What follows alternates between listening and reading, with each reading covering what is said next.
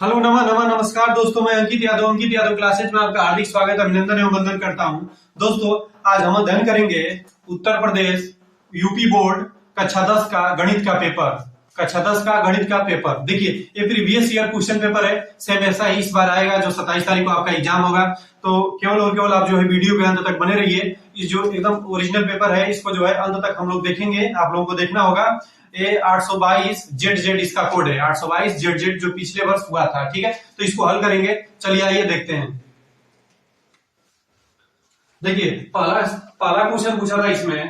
पहला क्वेश्चन पूछा था कि द्विघात समीकरण 3x square minus 6x plus 4 equal to 0 का विविध कर ज्ञात करना था। क्या ज्ञात करना था? विविध कर। ठीक है, तो देखिए, विविध कर का सूत्र क्या होता है?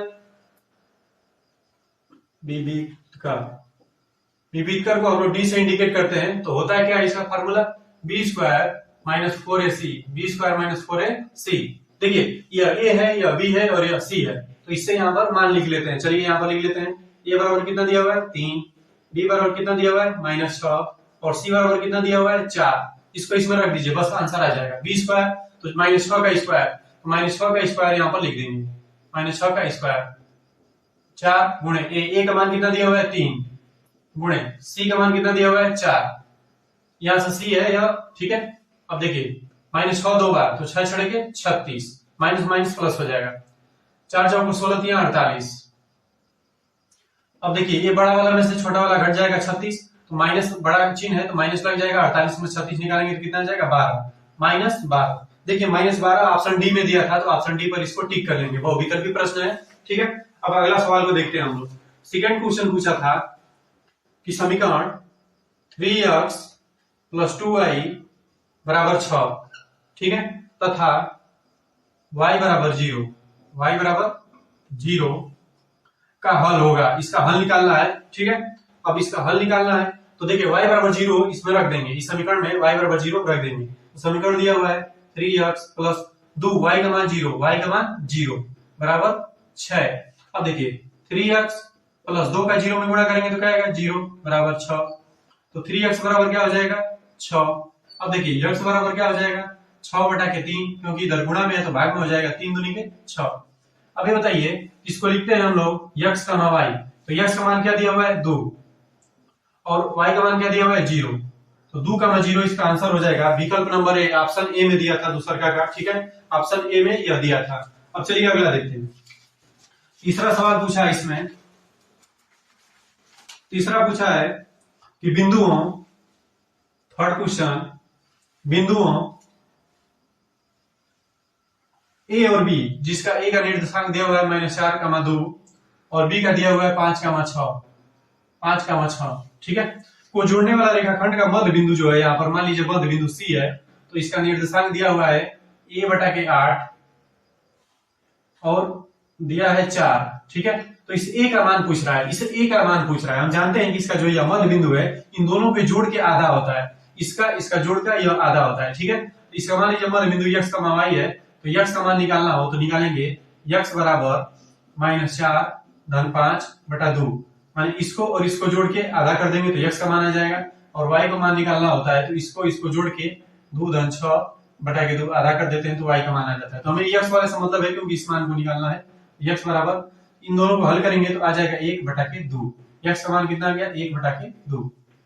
देखिए, 4 और 5 को हल करेंगे तो 5 बड़ा है, घट जाएगा तो आ जाएगा 1/2। अब देखिए, ये है x और ये है y। y वाला निकालेंगे तो 6 2 हो जाएगा 8/2 का मतलब हो जाएगा 4। ठीक है, देखिए y का मान 4 यहाँ पर दिया हुआ है, और x वाला जो है a/8 जो है, x बराबर 1/2 के बराबर होना चाहिए। यानी कि a/8 बराबर होना चाहिए 1/2 के। 2 से कट जाएगा, 2 चौको 8। ठीक है, a बराबर 4 को उधर ले जाएंगे तो 4 गुणे 1 हो जाएगा, a बराबर हो जाएगा 4। a का मान कितना आ जाएगा? 4। a का मान पूछा था और यह है ऑप्शन बी में दिया था a बराबर 4। ठीक है, तो इसको उस पर टिक कर लेंगे। ऑप्शन बी में इसको टिक कर लेंगे। देखिए, इसमें कहा क्या है, एक बिंदु ये है, एक बिंदु ये है। मान लीजिए कि यह ए है, ए का निर्देशांक दिया हुआ है, बी का निर्देशांक दिया हुआ है, इसका मध्य बिंदु ये है ना, तो मध्य बिंदु को मतलब कि इसको और इसको जोड़ के इसका आधा कर देंगे तो x का मान आ जाएगा, माने a/8 का मान आ जाएगा। तो a/8 का मान इन दोनों पे जोड़ के आधा के बराबर होगा। इन दोनों पे जोड़ के आधा करेंगे तो एक बटा दो आ जाएगा, एक बटा दो ए बटा 8 के बराबर होगा, तो यहाँ से ए बराबर 4 जो है हम लोग आसानी से निकाल लेंगे। ठीक है, अब अगला सवाल देखते हैं। अगला सवाल दिया था, थोड़ा इसको मिटा लेते हैं।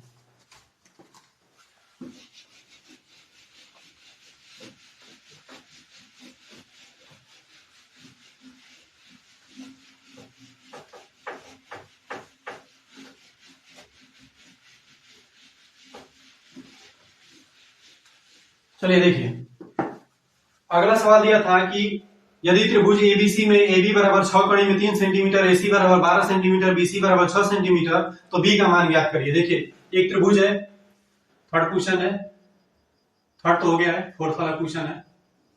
एक त्रिभुज है, मान लीजिए कि ये समकोण त्रिभुज है, क्योंकि इसमें समकोण त्रिभुज का दिया हुआ है यहाँ।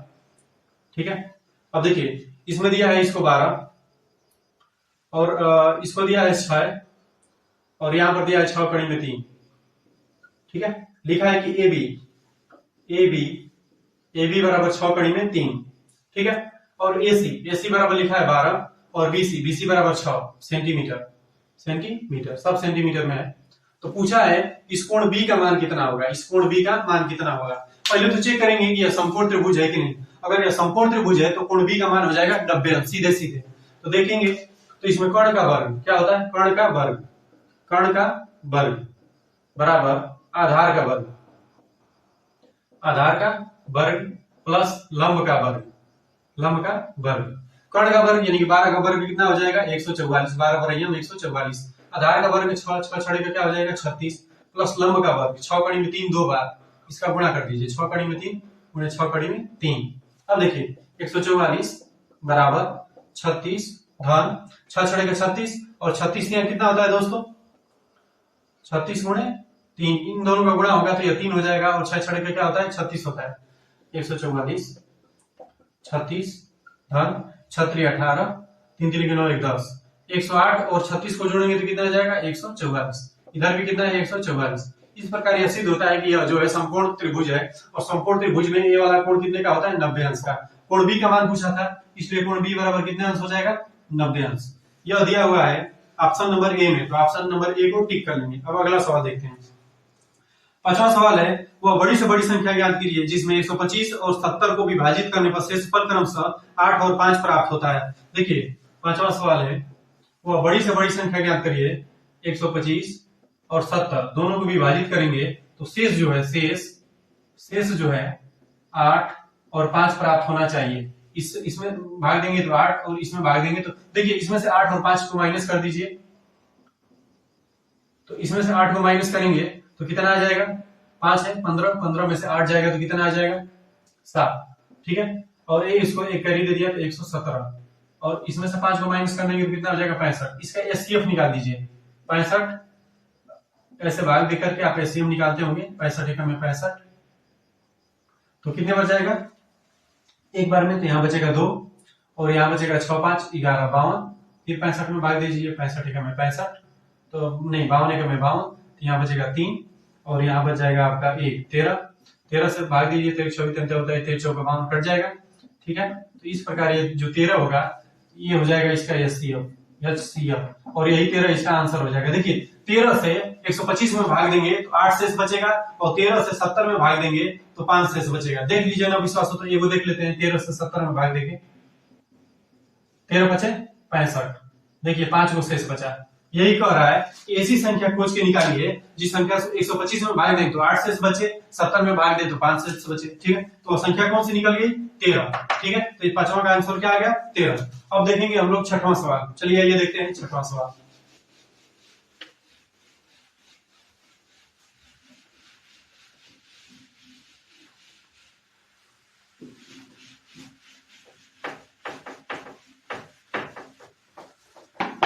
छठवां सवाल क्वेश्चन कहा है कि यदि समीकरण x स्क्वायर प्लस के एक्स माइनस 6 बराबर 0 का एक मूल जो है एक मूल -2 दिया हुआ है, यानी एगो x का मान जो है -2 दिया हुआ है, तो k का मान पूछ रहा है। किसका मान पूछ रहा है k का, तो इसको इसमें रख दीजिए बस आ जाएगा। तो -2 का स्क्वायर x की जगह पर रख देंगे तो -2 का स्क्वायर धन k गुणे x का मान -2 रख देंगे -6 बराबर 0। तो -2 का स्क्वायर 4 हो जाएगा, प्लस में माइनस माइनस प्लस होता है, k का इसमें करेंगे तो -2 k हो जाएगा, -6 बराबर 0। अब देखिए 4 और 6 दोनों घट जाएगा इसमें से, तो हो जाएगा -2 बराबर 0। अब देखिए -2 के ये उधर जाएगा तो प्लस में हो जाएगा इस तरह, के बराबर 2 बटा -2, एक कट जाएगा तो -1 आ जाएगा, के का मान क्या आ गया -1। ये जो है ऑप्शन नंबर सी में दिया हुआ है, तो छठवां का आंसर क्या हो जाएगा, के का मान -1। के का मान पूछा था इसमें, x बराबर इतना रखना था उसमें, ठीक है। अब सातवां देखते हैं। सातवां सवाल आपसे पूछा है, यदि सम चतुर्भुज के विकर्णों की लंबाई 12 सेंटीमीटर और 16 सेंटीमीटर है, तो इस सम चतुर्भुज की भुजा की लंबाई ज्ञात करिए। तो इसमें सम चतुर्भुज है, एक सम माने बराबर, चतुर माने चारों, भुज माने भुजाएं, जिसकी चारों भुजाएं क्या हो, बराबर हो। तो इसके ये दो विकर्ण है, हम जानते हैं ये दोनों विकर्ण 90 पर काटते हैं, और दोनों विकर्ण की लंबाई एक की 12 है। मान लीजिए यह विकर्ण 12 है, तो यहाँ पर 6 होगा और यहाँ पर भी क्या होगा, 6। सभी नहीं, यहाँ से यहाँ तक 12 होगा, आधा आधा काटता है तो, और यहाँ से यहाँ तक 12 है, और यहाँ से यहाँ तक 16 है, तो ये 8 होगा और ये 8 होगा, तभी तो 8 8 16 हो जाएगा, ये वाला 16 हो जाएगा, और ये यहाँ से यहाँ तक 6 दूनी के 12 हो जाएगा, ऐसे, ठीक है। अब ये होता है 90 अंश। क्या होता है 90 अंश, इसका मान पूछ रहा है। मान लीजिए कि ये यक्स है, यक्स, तो ये 90 अंश है, तो 90 अंश के सामने की भुजा जो है कर्ण होता है, तो कर्ण का वर्ग यानी कि यक्स का वर्ग, फार्मूला लगा दीजिए, यक्स का वर्ग बराबर आधार का वर्ग और ये लंब का वर्ग, तो 8 का वर्ग हो जाएगा 8 64, और 6 का वर्ग हो जाएगा 6 6 36, 64 और 36 दोनों को जोड़ेंगे तो 100, यक्स का वर्ग बराबर 100, तो यक्स बराबर कितना आ गया 10, यक्स बराबर कितना है 10 दाम 100 होता है ना, ये दो बार इसमें 10 गुणे 10 लसन निकाल के चाहे इसका मिला मिला जुला के इसका वर्गमूल निकालना है, तो यक्स का मान आ गया 10, 10 है, इसकी भुजा कितनी है 10। सातवां का ऑप्शन जो है 20 सही हो जाएगा, ठीक है।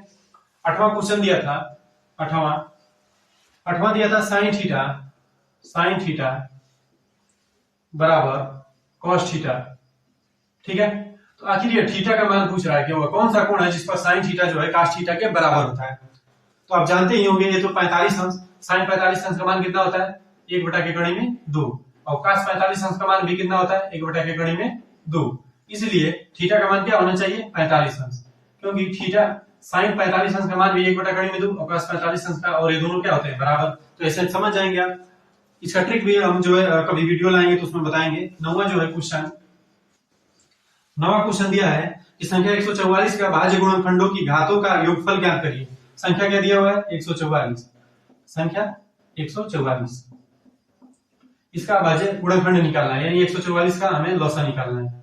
इस तरह 2 से 72, 2 से करेंगे 36 दूनी 72, 2 से करेंगे 18 दूनी 36, 2 से करेंगे 9 दूनी 18, 3 से 3, 3 से एक बार में खत्म हो जाएगा। देखिए इसमें का गुदू है, 4 गुदू है और 3 गुती है, तो इसको ऐसे लिख सकते हैं 2 का घाते 4 गुणे 3 का घाते 2, क्योंकि 3 गुदू है और 2 4। अब इन कहा है कि इन दोनों का योगफल क्या करिए, तो 4 धन 2 कितना हो जाएगा 6, 4 धन 2 कितना हो जाएगा 6।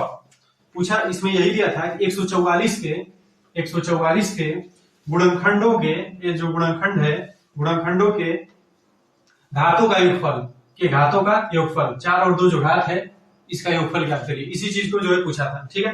तो 4 और 2 कितना हो जाएगा, ये दोनों घात है, दोनों का योग निकाल देंगे तो आसानी से आ जाएगा। अब देखिए अगला सवाल दिया है कि बिंदु -3,5 की y अक्ष से दूरी होगी, बिंदु -3,5, 10वां क्वेश्चन दिया हुआ है, 10वां दिया हुआ है कि बिंदु -3,5 y अक्ष से दूरी पूछ रहा है, y अक्ष से दूरी हमें ज्ञात करना है। देखिए ऐसे हम बनाते हैं, ऐसे तो -3,5 इस चतुर्थांश में होगा यहाँ पर, तो मान लीजिए ये -1 है, -2 है, -3, -1 -2 -3 यहाँ पर होगा 5, 1 2 3 4 5, तो 5 यहाँ पर होगा 1 2 3 4 5, तो -3,5 ऐसे होगा ना, ऐसे, ठीक है। इसका निर्देशांक हो जाएगा -3,5। तो पूछ रहा है y अक्ष से दूरी, यह x अक्ष होता है, यह y अक्ष होता है, तो y अक्ष से यह दूरी कितना होगा, ये वाला जो दूरी है इसी को पूछ रहा है, ठीक है। तो ये दूरी यहाँ से यहाँ तक, यानी कि यहाँ से यहाँ तक की दूरी -3 है, क्या है -3, एक्चुअली पहला वाला उत्तर होता है, ठीक है। तो इसका आंसर कितना आ जाएगा -3। यहाँ से यहाँ तक की दूरी पूछ रहा है, ये वाला दूरी, तो यहाँ से 1 2 3 -3 है, तो -3 निकल जाएगा। देखिए 10 सवाल हो गए हैं, ठीक है, और आगे अब 10 सवालों को देखेंगे। तो चलिए वीडियो के अंत तक आप बने रहिए बस।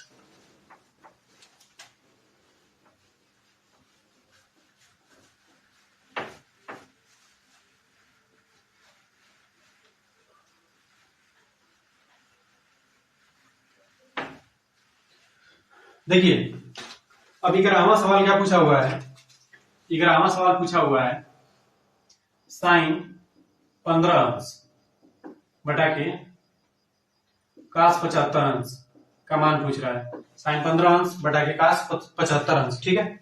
अब देखिए कुछ मत करिए, ऐसे सवालों का अक्सर एक आंसर आता है, क्योंकि साइन 15 को कास में बदल देंगे। तो साइन 90 में से 75 घटाएंगे तो कितना आएगा, 75 हो जाएगा, 15 आ जाएगा। 90 में से 75 घटाएंगे तो कितना आएगा, 15 बटा के कास 75 अंश। अब ये देखिए साइन 90 माइनस थीटा बराबर क्या होता है, कास थीटा। तो कास 75 हो जाएगा बटा के नीचे भी है क्या, कास 75। इससे यह कट जाएगा, एक आ जाएगा इसका आंसर। ये जो है ऑप्शन नंबर ए में दिया हुआ था। अब देखिए 12वां सवाल, कुछ नहीं करना है, साइन को एगो को किसी में बदल दीजिए, साइन को कास में बदल दीजिए, 75 में कटा दीजिए, इसका अक्सर एक आंसर आता है। लिखा है निम्नलिखित सारणी का माध्य होगा। हमें माध्य निकालना है, एक सारणी दिया हुआ है, माध्य निकालना है। सारणी दिया हुआ है, देखिए सारणी क्या है, 0 से 10, 10 से 20, 20 से 30, 30 से 40, 40 से 50, ऐसे दिया हुआ है। तो हम जानते हैं कि इसका माध्य निकालना है, तो इसका बीच वाला निकालिएगा। तो 10 और 0 का बीच वाला क्या होगा, 10 और 0 को जोड़ के 2 से भाग देंगे तो आएगा 5, 20 और 10 को जोड़ के 2 से भाग देंगे तो 15, 30 20 50 का आधा हो जाएगा 25, 70 का आधा हो जाएगा 35 और 90 का आधा हो जाएगा 45। इसका मध्य निकाल लिया आप, इसको एक्सपोनेंट बोलते हैं आप लोग, ठीक है। अब देखिए अब इसमें बारंबारता दिया हुआ है, बारंबारता दिया हुआ है 5 6 5 3 1। देखिए ये सवाल है आप लोगों का, ऐसे रहेगा अगर दिखाई दे रहा हो तो, ठीक है। अब कुछ नहीं करना है, इसको बारंबारता को F5 लिखते हैं, इन दोनों का गुणा करना है। तो 15 5 कितना हो जाएगा, 15 3 45 4 60 नहीं 50 25 हो जाएगा। 15 6 कितना हो जाएगा, 90 हो जाएगा। 25 5 125 और ये हो जाएगा 35 से 105 होता है, 45 से कम 45 होता है, ठीक है।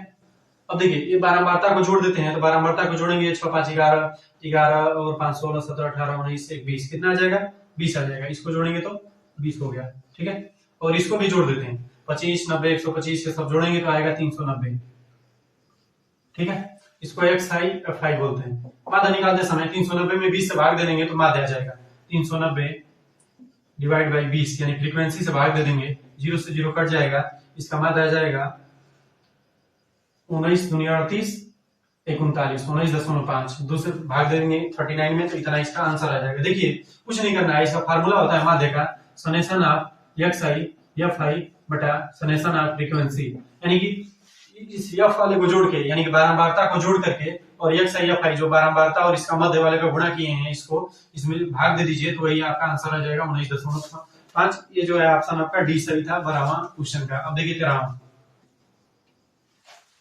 30 नंबर लिखा है 3 cot थीटा बराबर 4, 3 cot थीटा बराबर 4। आप समान पूछा है कोसेक थीटा का, COSEC थीटा का मान पूछा है, ठीक है, कोसेक थीटा का। अब देखिए 3 cot थीटा बराबर 4 लिखा है, तो इसको ये भी लिख सकते हैं आप कि cot थीटा बराबर 4 बटा के 3।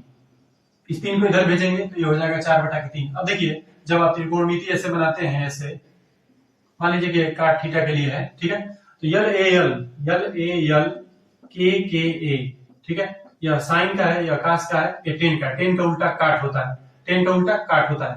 A बटा यल,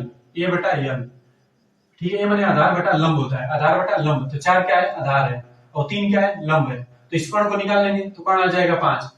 कर्ण आप फार्मूला जानते होंगे, कर्ण का वर्ग आधार का वर्ग धन लंब का वर्ग के बराबर होता है, ठीक है। तो जैसे निकालना होगा इस कर्ण का मान, मान लीजिए कर्ण x है, x बराबर क्या हो जाएगा, x स्क्वायर बराबर 3 3 9 धन 4 4 16, 16 9 कितना हो जाएगा 25, x स्क्वायर बराबर 25, x बराबर आ जाएगा 5। तो इस प्रकार यह 5 निकल गया, ठीक है। आपसे पूछा है कोसेक थीटा का मान, साइन का उल्टा क्या होता है, साइन का उल्टा कोसेक होता है।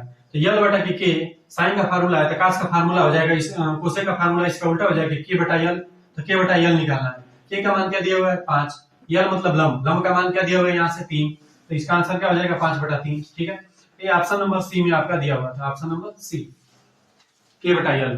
कुछ नहीं करना है, इसको बस काट थीटा और इस पर रख दीजिए। काट थीटा का फार्मूला क्या होता है, आधार बटा लंब, तो तो ये 4 आधार हो गया, 3 क्या हो गया, लंब हो गया। ठीक है, यहाँ से फंड निकाल लीजिए पाइथागोरस से, और बस वही कोसेक थीटा जो है साइन थीटा का उल्टा होता है। तो साइन थीटा का फार्मूला लंब बटा कर्ण होता है, तो कर्ण बटा लंब होगा, तो कर्ण इसमें से 5 है और लंब जो है इसमें जो है यहाँ से लंब 3 है, तो इसको रख दीजिए, बस आंसर आ जाएगा। ठीक है, अब अगला क्वेश्चन देखते हैं 14 नंबर का, इसको निकालें।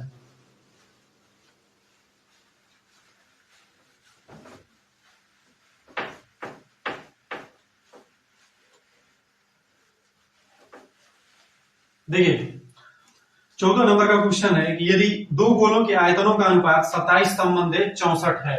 14 नंबर, दो गोले हैं, एगो मान लीजिए यह गोला है, एगो गोला यह है। ठीक है, इनके आयतनों का अनुपात, आयतन, इसका आयतन मान लीजिए इसकी त्रिज्या r है, इसकी त्रिज्या छोटका r है। ठीक है, तो इसकी त्रिज्या, इसका आयतन क्या हो जाएगा 4/3 पाई r क्यूब, फार्मूला आप जानते हो।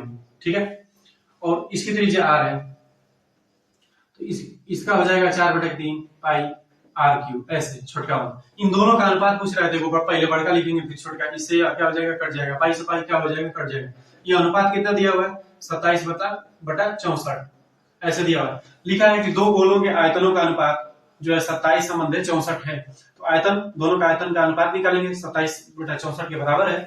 अब लिखा है r क्यूब बटा नीचे क्या है r क्यूब बराबर 3 का घन है, 3 दिली 9 3 27, 3 का घन, ये जो है 4 चौक 16 चौको 64। ठीक है, तो r का मान कितना हो गया 3, और इस r का मान कितना हो गया 4। ठीक है, r बटा के r बराबर कितना हो गया 3/4। ठीक है, ये रेशियो आपको निकल करके आ गया। अब लिखा है कि उनके पृष्ठीय क्षेत्रफलों का अनुपात ज्ञात करिए। पृष्ठीय क्षेत्रफल का अनुपात, तो इसका पृष्ठीय क्षेत्रफल क्या हो जाएगा 4 पाई r स्क्वायर, और नीचे इसका क्या हो जाएगा 4 पाई r स्क्वायर, ऐसे 4 पाई से 4 पाई क्या हो जाएगा, कट जाएगा। हमें निकालना है r स्क्वायर और r स्क्वायर। r का मान दिया हुआ है 3, तो 3 का स्क्वायर, और इस r का मान दिया हुआ है 4, तो 4 का स्क्वायर, तो 3 दिली के 9, 4 चौको 16, 9/16, और ये दिया हुआ है आपका ऑप्शन नंबर ए में, इसमें ऑप्शन नंबर ए में कुछ नहीं, आयतन का अनुपात दिया हुआ है यहाँ पर, तो दोनों का आयतन लिखेंगे। पहले वाले का आयतन, इसका फार्मूला होता है 4/3 पाई r क्यूब, इसका भी 4/3 पाई r क्यूब, इसका बड़का r मान लिया, इसका छोटा r, तो बड़का r और छोटा r का अनुपात 3/4, यानी 3 और 4 आ जाएगा। यहाँ पर बस उसका पृष्ठीय क्षेत्रफल का अनुपात निकालना है, फार्मूला लिखेंगे, और यहाँ पर r स्क्वायर, तो 3 का स्क्वायर, 4 का स्क्वायर आसानी से निकाल लेंगे। अगला देखिए 15वां क्वेश्चन है। 15वां क्वेश्चन, यदि कुछ प्रेक्षणों के बहुलक तथा माध्य क्रमशः 45 तथा 27 है, तो माध्यिका ज्ञात करिए। देखिए माध्यिका पूछ रहा है, तो हमें फार्मूला लिखना होगा माध्यिका का। देखिए होता क्या है, 3 माध्यिका बराबर, ये अलग अलग पक्षांतर करके भी लिख सकता है, 3 माध्यिका बराबर 2 गुणे माध्य धन बहुलक, ये फार्मूला होता है, इसी पर इसको रखना था बहुलक। क्वेश्चन में क्या दिया था आपका, दिया था कि प्रेक्षणों का बहुलक 45 है, बहुलक क्या दिया था 45, तो बहुलक के क्या रख देंगे 45, और दिया था कि माध्य जो है 27 है, माध्य क्या दिया था 27, तो 2 गुणे माध्य के क्या रख देंगे 27, और 3 माध्यिका मान लीजिए कि यक्ष था, तो 3 यक्ष, ये समीकरण बन गया आपका। तो 3 यक्ष बराबर 7 दूनी के 14 के 4, 2 दूनी के 4 1 5 54 धन 45, 54 45 जोड़ेंगे तो कितना आ जाएगा 99 बराबर 3 यक्ष, यक्ष का मान कितना आ जाएगा 99/3। ठीक है, इसको घटाएंगे तो कितना आ जाएगा 33, 3 से लिखे 3 से लिखे 9, 5 9 और 5 9। ठीक है, कुछ नहीं, बस इस फार्मूले पर इसको रखना था। फार्मूला था यही, 3 माध्यिका बराबर 2 माध्य धन 1 बहुलक होता है। तो इसमें जो है आपको माध्य दे दिया था 27 और बहुलक दे दिया था 45, माध्यिका आपको निकालना था, तो इसी पर इसको हल कर देंगे तो इसका आंसर आ जाएगा। 16वां क्वेश्चन था, 16वां क्वेश्चन दिया है समीकरण यक्स स्क्वायर माइनस 2 यक्स धन 1 का मूल ज्ञात करिए। इसका मूल हमको निकालना है, तो बस इसको गुणनखंड कर दीजिए, आ जाएगा आंसर। तो देखिए यक्स स्क्वायर ये हो जाएगा माइनस यक्स प्लस 1 बराबर 0। देखिए माइनस एक्स 2 एक्स हो जाएगा, माइनस एक्स का गुणा करेंगे तो यह 1 के बराबर हो जाएगा, यहाँ 1 है, यहाँ पर भी 1 है। यक्स का मान ले लेंगे तो बचेगा x माइनस 1 का मान ले लेंगे बचेगा x माइनस 1 बराबर 0। ये हो जाएगा x माइनस 1 और ये हो जाएगा x माइनस 1 बराबर 0। अब यहाँ पर हो जाएगा x बराबर 1 और यहाँ पर भी हो जाएगा x बराबर 1। ठीक है, तो दो आंसर आ गया इसका, 1 का 1, तो यही विकल्प में दिया है, विकल्प नंबर ए सही है 16वां का। ठीक है, देखिए अभी 4 सवाल और बचे हैं दोस्तों, चैनल को भी सब्सक्राइब कर दीजिए आप लोग। चलिए आइए देखते हैं।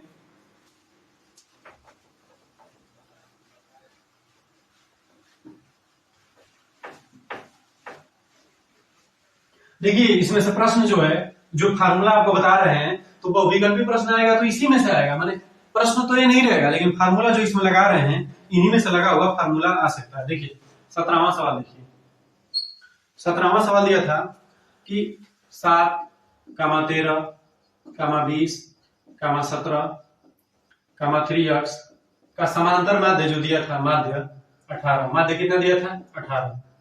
तो यक्स का मान पूछ रहा था। किसका मान? यक्स का मान। देखिए 1 2 3 4 5 को पद है, सबको जोड़ के 5 से भाग देंगे तो 18 के बराबर हो जाएगा।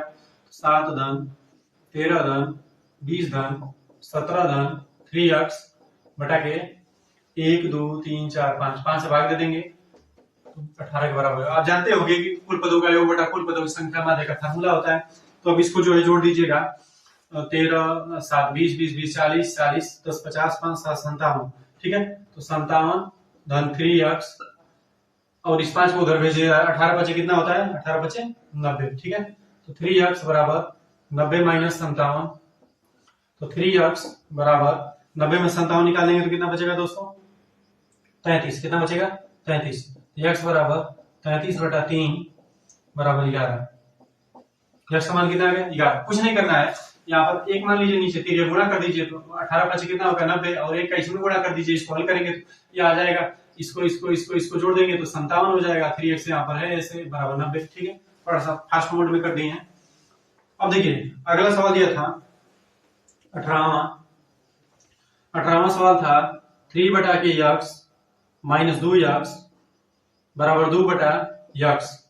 इसका निकालना था हल, यानी कि x का मान निकालना था। तो कुछ नहीं, इसके नीचे 1 मान लीजिए। x और 1 का लसा क्या हो जाएगा? x। 1 का पाड़ा x बार तो यहाँ हो जाएगा 3 माइनस 1 का पाड़ा x बार तो यहाँ हो जाएगा 2x स्क्वायर बराबर 2 बटा के x। फिर ये गुणा कर दीजिए, x का इसमें गुणा हो जाएगा। तो चाहे x से x काट दीजिए, काम खत्म, यहीं पर कैंसिल हो गया। x से x क्या हो गया? कट गया। अब देखिए बचा क्या? 3 माइनस 2x स्क्वायर बराबर 2। अब देखिए इस 3 को उधर भेज दीजिए, बचेगा माइनस 2x स्क्वायर बराबर 2 और माइनस 3 हो जाएगा, क्योंकि प्लस में है तो उधर जाएगा तो माइनस में हो जाएगा। अब देखिए इसको क्या लिख सकते हैं? इसको लिख सकते हैं माइनस 2x स्क्वायर और यहाँ हो जाएगा माइनस 1। क्या हो जाएगा? माइनस 1। माइनस माइनस कट जाएगा। 2x स्क्वायर बराबर 1 कितना हो गया? 2x स्क्वायर बराबर 1। तो x स्क्वायर बराबर कितना हो जाएगा? 1 बटा के 2। ठीक है, तो x बराबर कितना हो जाएगा?